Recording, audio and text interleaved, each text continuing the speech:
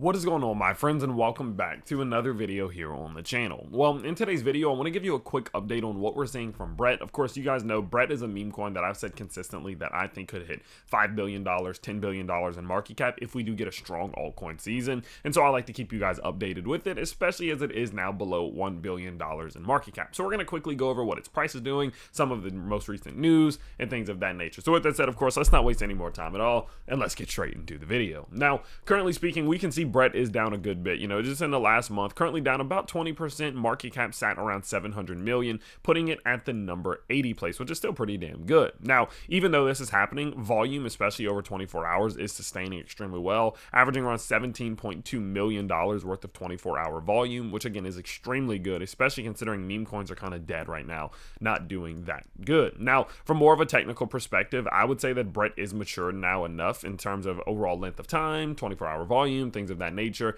that I do think that it's actually worth looking at the technicals for Brett at this given point, and they are painting a pretty clear picture in my opinion. What we can see here is that although Brett has been trending down, it actually is trending extremely maturely, which is oftentimes a very good sign, a very good early sign for something like a crypto like this. Now, what I mean by that is the sense that ever since, of course, June of 2024, realistically, when meme coins started to struggle a lot, we started to see Brett's price itself entering into a descending channel. Now, if you're new to the channel, you may not know, but oftentimes I say that descending channels are some of the most bullish structures that can be formed within the world of crypto. The reason being why is that they're oftentimes considered continuation patterns, and they have a very high strike rate of really being able to continue moves to the upside. It's not uncommon for a crypto to put in a high, enter into a descending channel, break out of it, and then create a new higher high. That's rather normal. It's rather common. And so when I do see descending channels of this nature, I actually don't get all too worried about it. Sure, it may go down, and sure, we may see this thing consistently pulling back, but as long as we're getting good signs from it, I'm not too concerned, and we are starting to get some good signs. Now,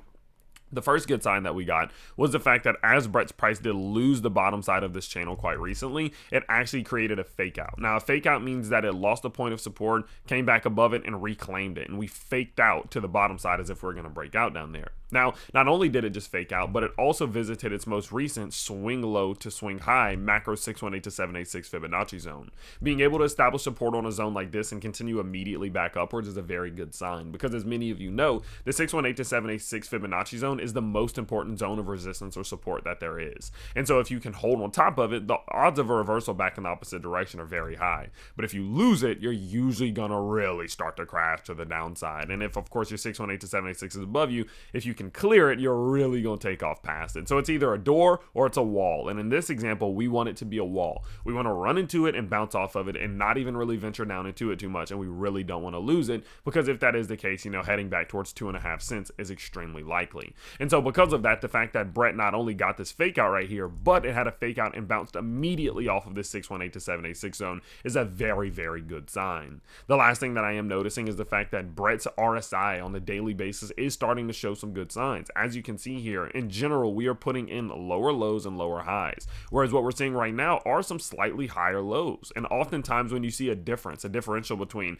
the RSI and the price, especially when it comes to lower lows, higher lows, it puts us in a perspective in which we can realize that, okay, momentum is changing, the move to the downside is weakening, and the odds of a reversal are much higher. And that's why they call it bullish divergence, because your price and your RSI are diverging away from each other, and in an instance like this, it's oftentimes bullish. Now, this isn't the only bullish stuff they have going on. Recently, they have been picking up like crazy on the partnerships and on the networking. As you can see here, they just partnered up with Mandela Bitcoin, or Bitcoin Mandela.